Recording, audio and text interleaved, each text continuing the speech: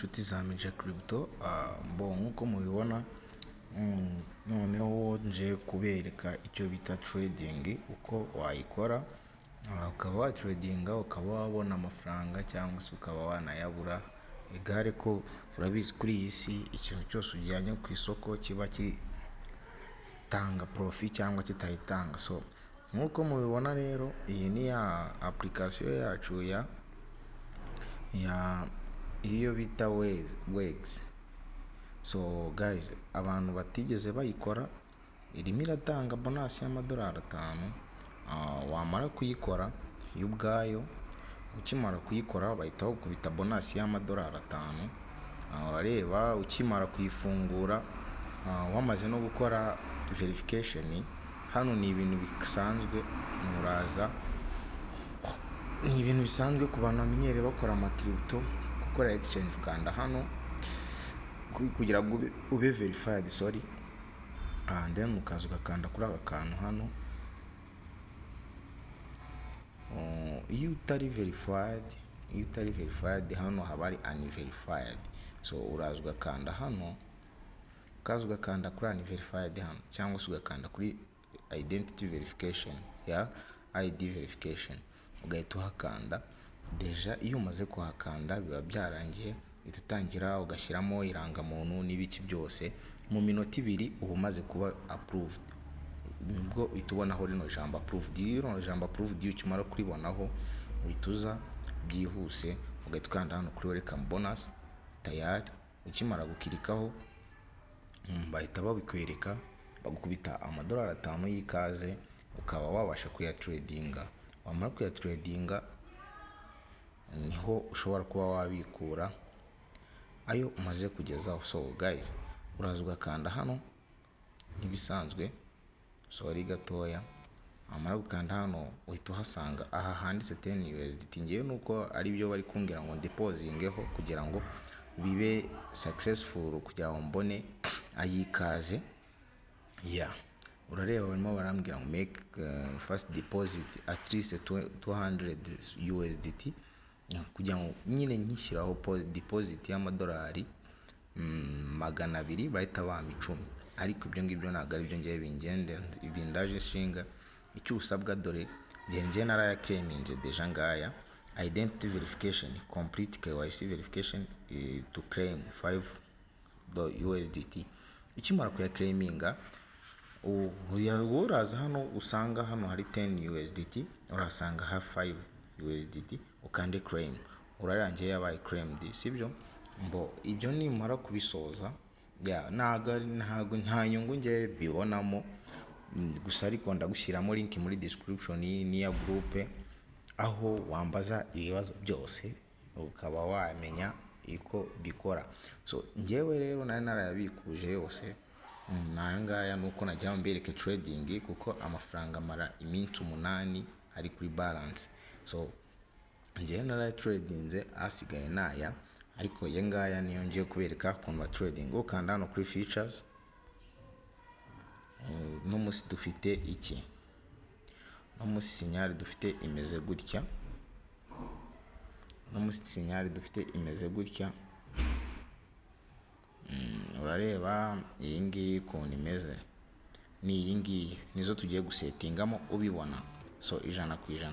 Guys, rero twagiye, turaza hano. Wowe hano ushobora kusanga harimo BTC kuko ariyo yamamaye. Urakandaho, ukande wandikemo search, wandikemo T gusa, wandikeho bale, ushyiremo USDT kuriya, and then umanuka scrolling urebe ko nyine uyibonamo iyo T. Ni T USDT. Dore ngiyi nta yindi, niyo iyo ngiyo urahita uyibona. Okay, numara kuyibona, trading signal zigahinduka. Nyine bisaba kuba natwe muri groupe, aho uzajya umbaza ukambaza ati bimeze bite kutaduhereza signal mbe na setting. Hari igihe amasoko aba ariho losing, aba ariho gaining, gutyo nuko nyine bibaho mu buzima busanzwe, no gucuruza nyine. So guys, rero tugiye gusetinga amatageti yose kugira ngo usobanukirwe aho biva naho bigera. So icyambere turabanza tuze dusetinga ibintu bisanzwe, turahera hano hejuru kimara gushyiramo TUSDT, uraza tuze dukanda hano, urareba harimo cross rero ntabwo wayicururizamo. Hari igihe biba bitari byiza kuko cross ntabwo ari nziza, n'abantu bakora trading mu Binance naho ndaza kubereka ukuntu babikora muri Binance ukaba wa trading. So uraza hano ugakanda hano kuri cross, biba byiza ushyizemo isolated. So urakirikaho kuri isolated and then ukande confirm. Adeje urareba ise izamo, sibyo? Hano noneho turebe baduhaye iki muri group, cyo bita range. So muri group urareba rero baduhaye range ya 25 kuri 30, sibyo? Turaza turebe muri group hano, turakanda hano kuri range baduhaye 25, uragakurura ukageze kuri 25. Akantu kurura dere naka kantu ugakurura ukageze hano ni 100%, ariko uraza ugakurure ugeze kuri 25,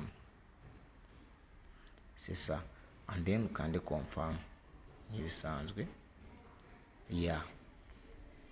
Urareba nuko bimeze ku isoko ryacu. Uko bimeze nanone tuze turebe intari ayo kwinjiriraho. Urareba ko ari 0.30, 0.030. Twebwe hano ku isoko ntabwo biragerwaho. So gusa icyo tumeza making sure urareba neza nimba isoko ritagucitse, sibyo? Nusanga ryagucitse wicecekera ubyihorere. Tugiye hano gusetingaho amafaranga tugiye gukoresha. Hano ushobora kuza gusangamo ni TUSDT, ariko urahindura ushyiremo USDT bisanzwe, sibyo?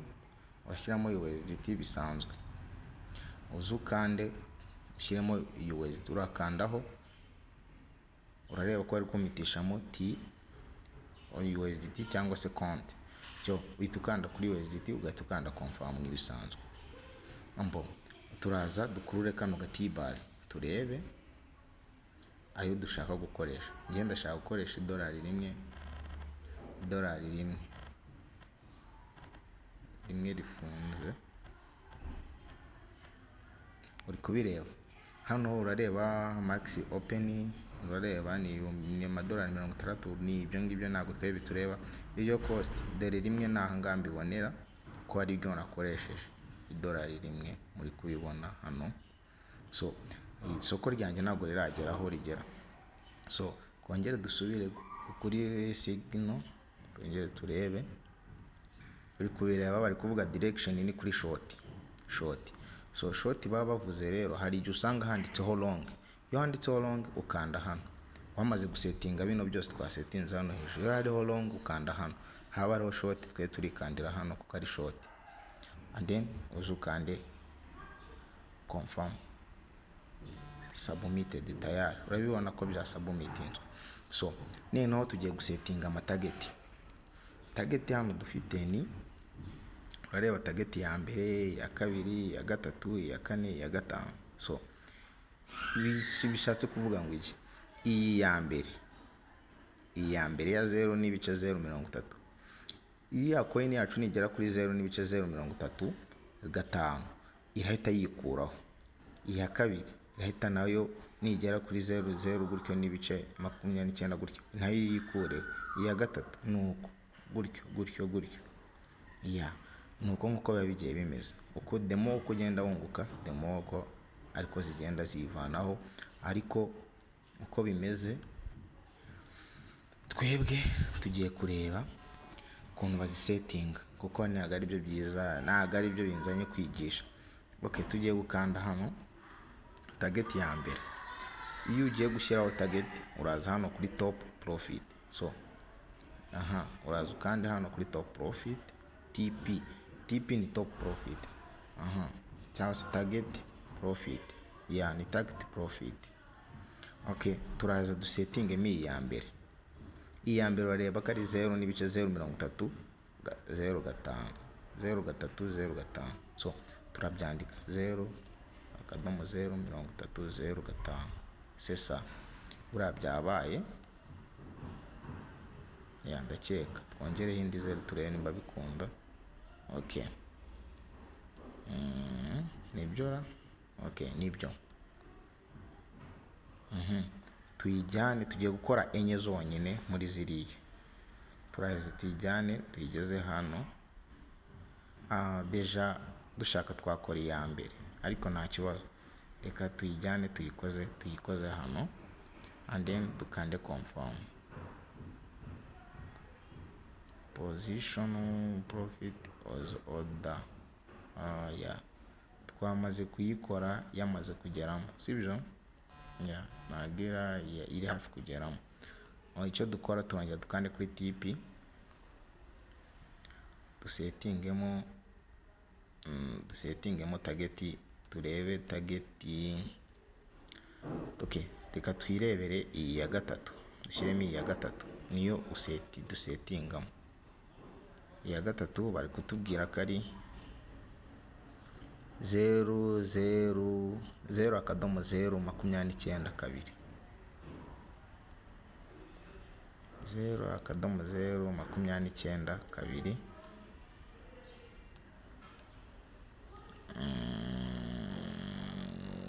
0.5.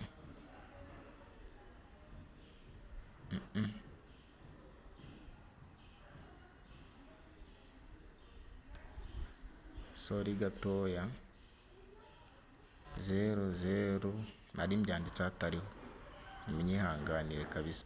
20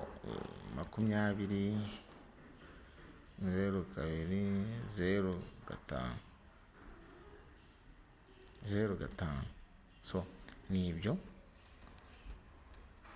Asigaye tuze tukajyane tukageze hano, tugiye gusetingamo target enye baduhaye 5 and then dukande confirm. Okay, order successful. Uri kubibona ko kahise kizana hano. Twongere dusubireyo. Ni kubireba network aba ari insazi kabisa, bisaba. Okay, muri kubireba ko iya mbere yagezemo, tugiye kongera dukora indi target ya kabiri. Mukanya twadukoresheje iya gatatu, tugiye gukoresha ni ya kane. Ni ya kane 0.20 ya kane ngiyi ni 0.028 5 0.028 5. Ndakeka ariko bimeze. And then urareba turakajyana ko noneho tukageze ahangaha. Turakajyana ukageza aho ushaka aho ushaka biterwa na target ushaka gukora. Okay, urareba ni iyo ngiyo, turakanda confirm successful order. Uri kubibona hano ukaba dufite rimwe, twagiye gukora ka kabiri. So twongere tugaruke kuri indi target, koze iya kane, reka dukore ni ya gatanu. Iya gatanu ya nyuma. Mwibuke twirengagije iya mbere, twirengagije iya kabiri. Iya mbere deja yatwangiye kuko tubura gatoya. Tureka dukore iya gatanu. Iya gatanu nayo turayisetingamo, ariko ndakeka muri kubona ahantu ndi kugenda nkanda. Nakanye ni 0.026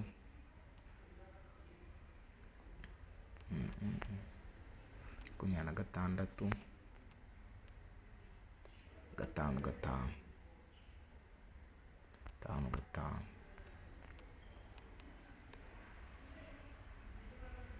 5 sesa. Noneho yo tuyigire ko ri finali, kuko ariyo ya nyuma yo kubaniraho. So dukande confirm order successful. Uri kubibona zibaye zingahe? Ndakeka zibaye 3 ariko ntabwo bari kubitwereka.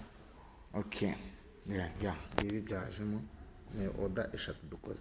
Noneho reka dusetinge ko icyo bita stop loss. Stop loss ni igihe nyine turi buze gutenguha. Nidutenguha turatenguha igeze kurangaye. stop loss hano baduhaye urareba ko ari 0.032. Reka tubisetingemo stop loss, dore ngiyi stop loss ni CR, dukandemo dusetingemo hariya baduhaye. Dore ayo baduhaye ngaya mwabantu, ngaya stop loss. Urakanda akanyenyeri 0.032 0.032. Nyine igihombo cyacu nikiza kugera hariya kuri 0.032 irahita yivana ku isoko.